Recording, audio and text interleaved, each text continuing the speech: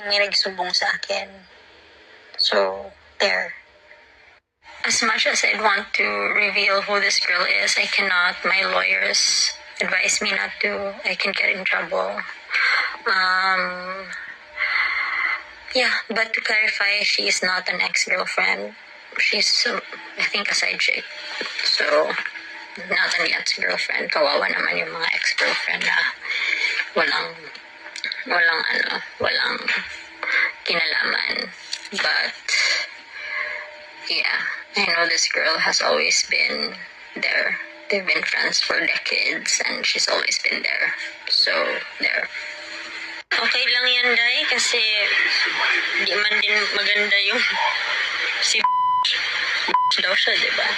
So, kung siya, mas ako.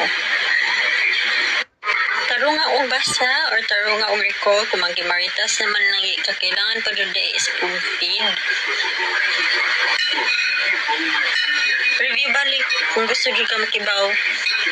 Hell no! If I knew about this before we got married, no! Hell no! No?